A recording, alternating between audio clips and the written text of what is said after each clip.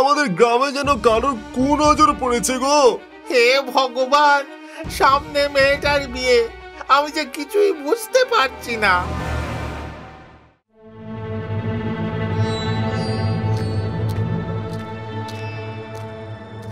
বাবা ধ্যানে বসেছেন, আমরা এখন এখানেই অপেক্ষা করি। হ্যাঁ, একদম ঠিক বলেছ।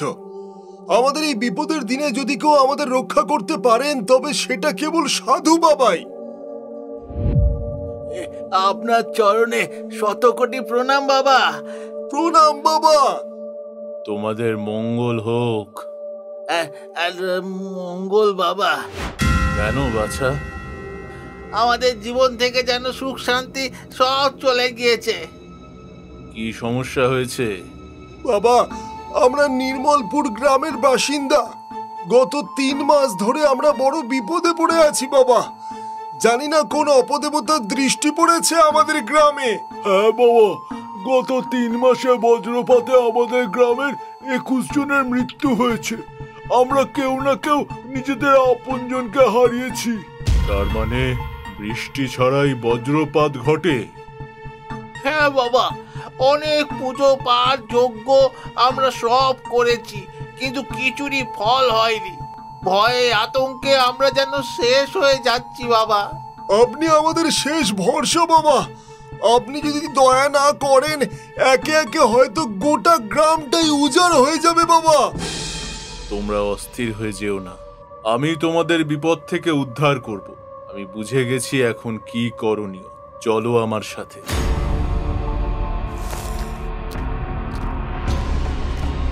সাধু গ্রামবাসীদের সঙ্গে নিয়ে নির্মলপুর গ্রামের পাশের পাহাড়ের উপর উঠতে শুরু করলো। গ্রামবাসীরা যেন অবিশ্বাসের দৃষ্টিতে সেদিকে তাকিয়ে রইল। সাধুজি গ্রামের চৌহদ্দি পেরিয়ে কেন পাহাড়ের উপরে উঠছেন কেউই তা বুঝতে পারল না। বেশ কিছু দূর উঠে একটা স্থানে দাঁড়িয়ে তিনি বললেন, এই সেই স্থান যেখান থেকে সব কিছু নিয়ন্ত্রণ করা যাবে। ক্ষমা করবেন বাবা, কিন্তু বজ্রপাত তো আমাদের গ্রামে হয়, অথচ আপনি এই পাহাড়ের উপরে নিয়ে এলেন। গ্রাম তো ফলাফল বাছা, প্রকৃত কারণ তো এখানে রয়েছে। এই পাহাড়ের চূড়াতে আমি এই পাথর স্থাপন করলে তবেই এই সমস্যা চিরতরে দূরীভূত হবে। পাথর স্থাপন করবেন? এ আপনি কি বলছেন বাবা? পাথর স্থাপন করে কি বজ্রপাত রোধ করা যায়? কেন আমাদের জীবন নিয়ে রসিকতা করছেন আপনি? এই পাথর যে সে পাথর নয় বাছা। এই পাথর জাদুই পাথর। এই পাথর সমস্ত বজ্রকে নিজের দিকে আকৃষ্ট করে নেবে। এই পাথরে 30 ক্রোশের মধ্যে কোথাও বজ্রপাত হবে না। এ কি বলছেন বাবা? এই যে চমৎকারী পাথর, আপনার অশেষ দয়া বাবা, অশেষ দয়া।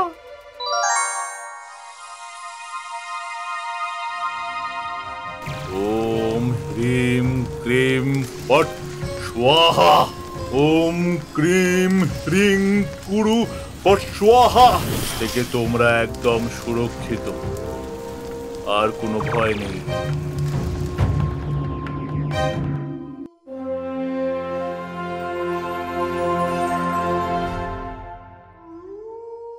একটা টু শব্দ করলে এক্ষুনি গলা কেটে নামিয়ে দেবো। শুধু যেটুকু জিজ্ঞেস করবো সেটুকু বলবি। আলমারির চাবি কোথায়? ছেড়ে দাও, আমাদেরকে ছেড়ে দাও। বাজে কথা বলার সময় নেই। আলমারির চাবি দে, নইলে এই বল্লম বুকে গেঁথে যাবে।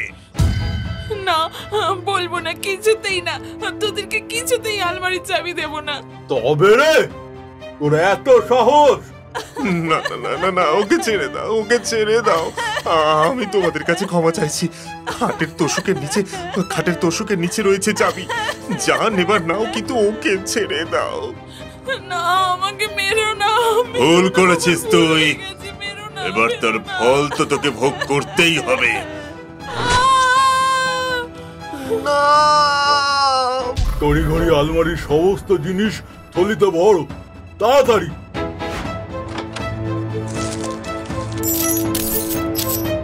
এত কষ্ট পাচ্ছিস কেন? তোকেও তোর বউয়ের কাছে পাঠিয়ে দিচ্ছি, দেখ। না না না না না, বাঁচাও। বাঁচানোর জন্য যে কেউ নেই, কারণ যে বাঁচাতে আসবে সেই মরবে। এই নে।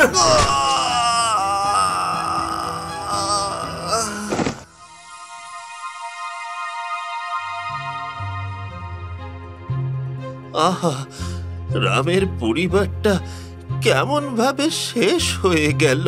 শুধু রাম কেন কাকা, আজকে 3 মাসে প্রায় 10 জায়গায় ডাকাতি করেছে দলটা। চিন্তায় রাতে ঘুম হয় না জানো। আমাদের গ্রামে যেন কারোর কুনজর পড়েছে গো। কিছুদিন আগে বজ্রপাত থেকে মুক্তি পেলাম, আর এখন নতুন উপদ্রব। কে বলতে পারে এর পরের বাড়ি আমাদেরটা হবে না? হে ভগবান, সামনে মেয়েটার বিয়ে, আমি যে কিছুই বুঝতে পারছি না। আমাদের মোড়ল মশাইয়ের সাথে এই বিষয়ে কথা বলা উচিত। আর মোড়ল মশাই একা কি করবেন বলো দেখি? শুনেছি তো ডাকাতরা নাকি দারোগাদেরও টাকা দিয়ে মুখ বন্ধ করে দিয়েছে। এইভাবে চলতে থাকলো দিন। প্রায় 6 মাস ধরে ডাকাতদের অত্যাচার সহ্য করে গ্রামের লোক যেন তিতি বিরক্ত হয়ে উঠেছিল। দাসপাড়ার সুখেন দাস, ঘোষপাড়ার অমল ঘোষ ডাকাতদের হাত থেকে কারোর প্রাণ বাঁচল না। এদিকে গ্রামের লোক তখন ক্ষোভে ফেটে পড়েছে।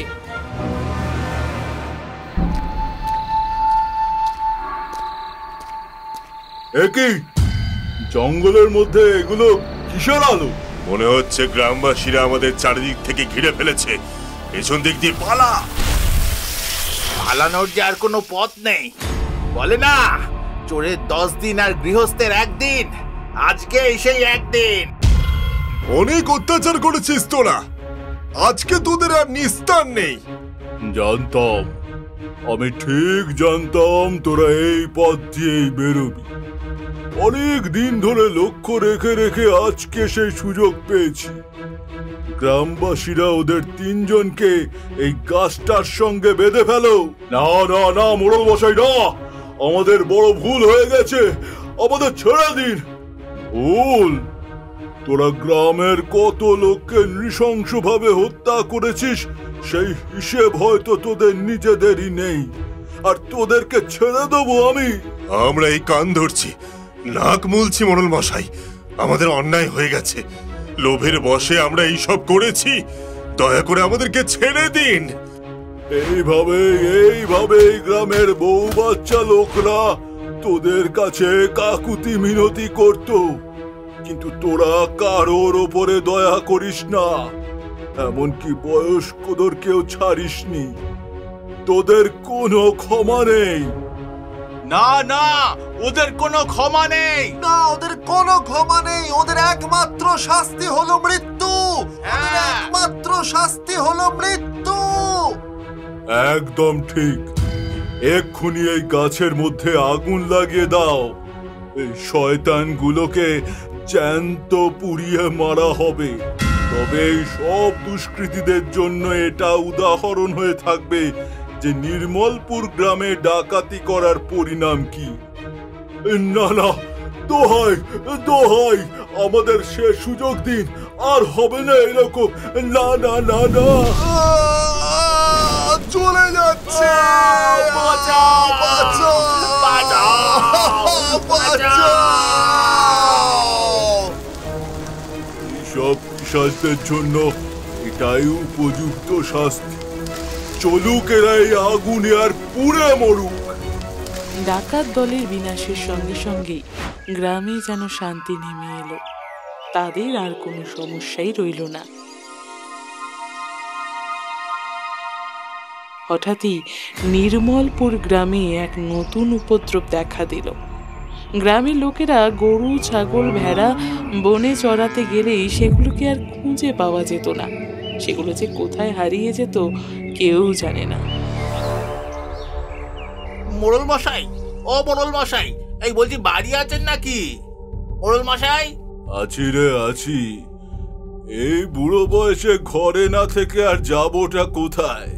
এই সকাল সকাল এইভাবে আসার জন্য আমাদের ক্ষমা করবেন। আসলে বিষয়টাই যে এমন, বেশ কিছুদিন ধরেই আমাদের গ্রামের লোক পশুদেরকে জঙ্গলের মধ্যে চড়াতে নিয়ে গেলেই সেগুলোকে আর পাওয়া যাচ্ছে না। পাওয়া যাচ্ছে না? জঙ্গলের কোনো হিংস্র জানোয়ার তাদেরকে খেয়ে ফেলছে না তো? আগে না মোড়ল মশাই, সেরকম কোনো চিহ্নই আমরা পাইনি।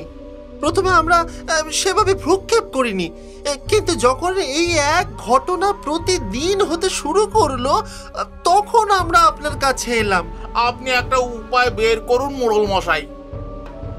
আচ্ছা বেশ, আমার যতদূর মনে হয় জঙ্গলের দিক থেকে কোনো জন্তুই হয়তো ওই গৃহপালিত পশুদেরকে নিয়ে যাচ্ছে। না না, আমাদের জঙ্গলের দিকে গিয়ে একটু দেখতে হবে, বুঝলি? তাই যাওয়া হোক, এইভাবে তো চলতে দেওয়া যায় না। আচ্ছা বেশ।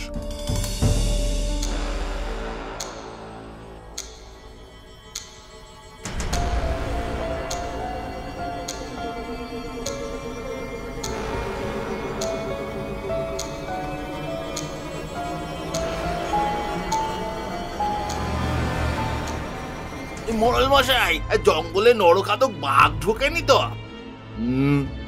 না রে না, বাঘ হলে তার পায়ের ছাপ দেখা যেত।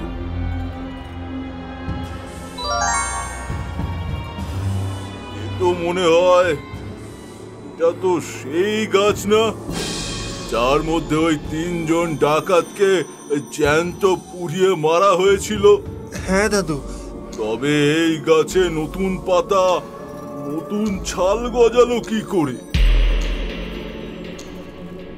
আগুনে পুড়ে তো গাছটা জ্বলে গিয়েছিল।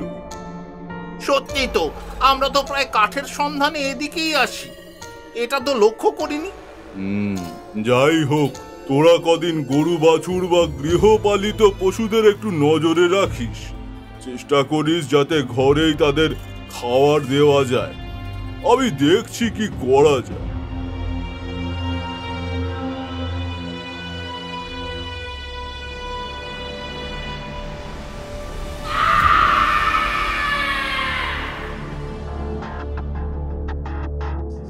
দাদু, দাদু কে যেন চিৎকার করলো, তুমি শুনতে পেলে দাদু?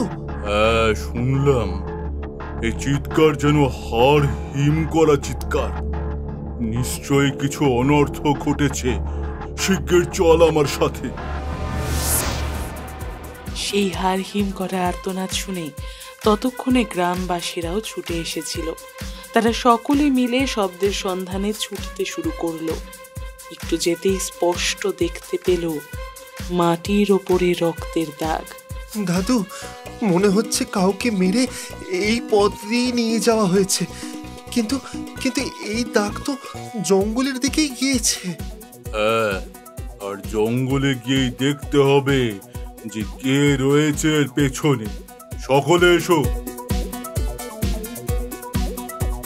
মোড়ল মশাই, যদি কোনো নরপিশাচ থাকে? তোরা ভয় পাচ্ছিস কেন? আমি তো আছি নাকি? আমার শরীরের বয়স হয়েছে, কিন্তু মনের বয়স হয়নি। এখনো এই মোড়ল কাউকে ডরায় না। আয় তোরা।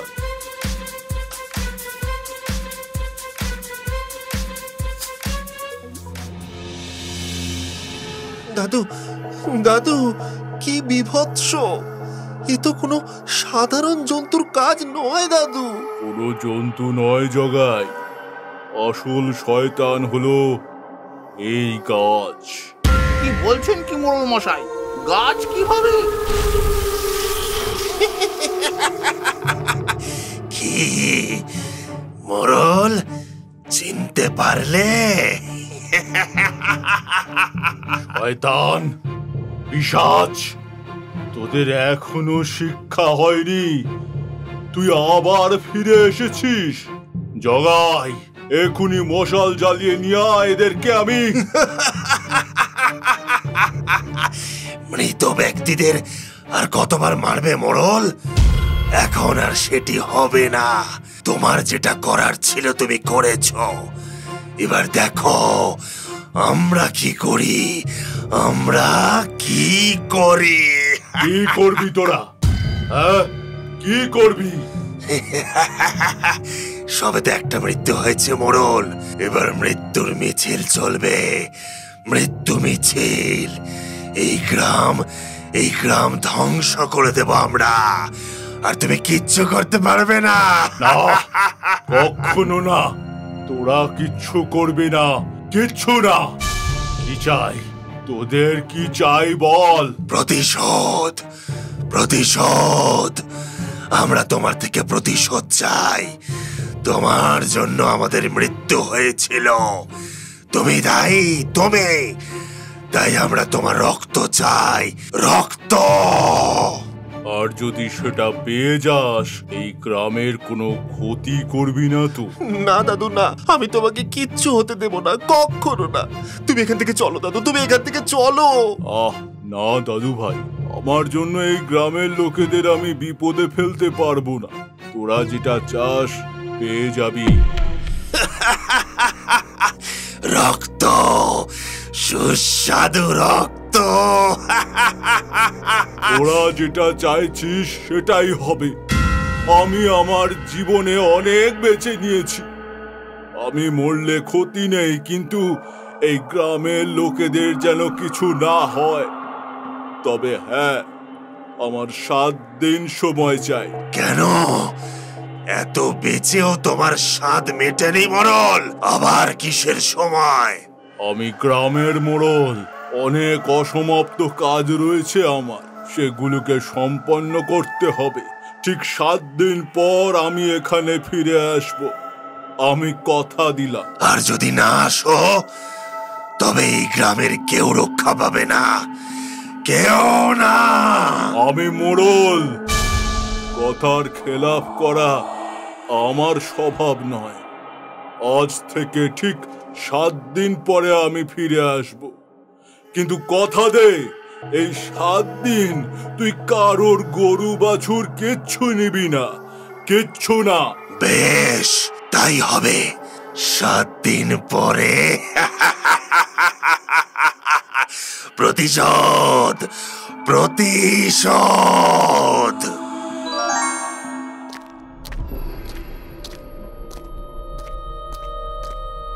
এটা কি করলেন? এটা কি করলেন আপনি মোড়ল মশাই? কি করলেন? আমরা আপনাকে এত বড় বলিদান দিতে দেব না। হ্যাঁ মোড়ল মশাই, আমরা বড় তান্ত্রিক নিয়ে আসব, পুরোহিত নিয়ে আসব, ওই পিশাচকে আমরা দূর করব। সেটা আর সম্ভব নয় রে। ওই ডাকাতেরা যে তিথিতে মারা গেছিল সেটা ছিল ঘোর অমাবস্যার তিথি। ওই দিন যারা অপঘাতে মরে তারা রাক্ষস জনিতে চলে যায়, ওদের বিনাশ সম্ভব নয়। দাদু, দাদু, আমি তোমাকে ছাড়া থাকতে পারবো না দাদু। ধুর বোকা, এখন সাহস দেখানোর সময়। এরকম ভয় পেলে চলে নাকি? আমাদের অনেক কাজ বাকি, অনেক। দেখতে দেখতে 7 দিন কেটে গেল। সেদিন ছিল পূর্ণিমার দিন। মোড়ল মশাই জগাই ও গ্রামের লোকের সাথে জঙ্গলের ভেতরে চলতে শুরু করলেন। সকলের মন খারাপ, কিন্তু মোড়ল মশাই নিরুত্তাপ। তারা যখন জঙ্গলের মধ্যে ঢুকলো, তখন জঙ্গল যেন থমথম করছে। হঠাৎই শোনা গেল প্রবল গর্জন, যেন অনেক দৈত্য হুঙ্কার ছাড়ছে। সকলে ভয়ে কাঁপতে থাকলো। ভয়ে ভয়ে তারা ভেতরে যেতেই দেখলো এই আশেপাশের গাছগুলোকে তুলে ছুঁড়ে মারছে। তার চোখ যেন ঠিকরে বেরিয়ে আসছে। দাঁড়া, আর নয়। তোরা তো আমাকে কথা দিয়েছিলি তোরা কোনো অনিষ্ট করবি না, তবে এই সব কি? ও, তুমি এসে গেছ। আমি ভেবেছিলাম তুমি আসবে না। কেন? আমি তো তোকে কথা দিয়েছিলাম। দেখ, আমি এসে গেছি। প্রতিশোধ, প্রতিশোধ। নে, এবার আমি এসে গেছি, কি করবি কর।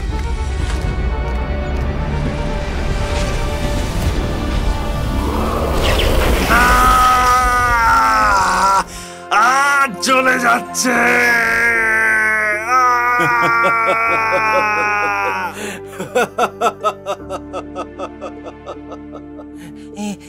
এটা এটা কি করে হলো?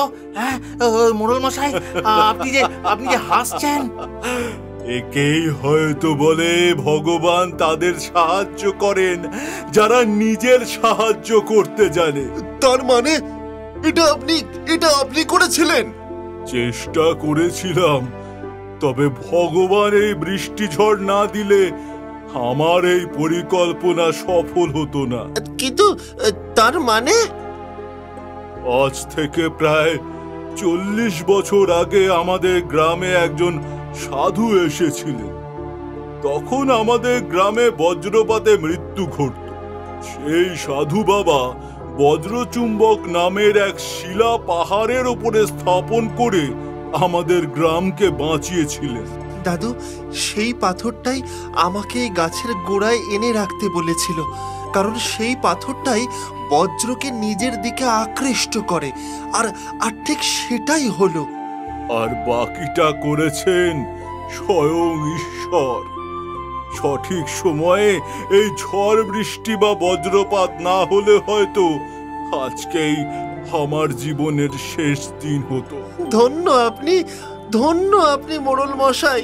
শুধু মানুষের ক্ষেত্রেই নয়, আপনি নিজের তীক্ষ্ণ বুদ্ধির সাহায্যে পিশাচকেও জব্দ করে আমাদেরকে রক্ষা করেছেন।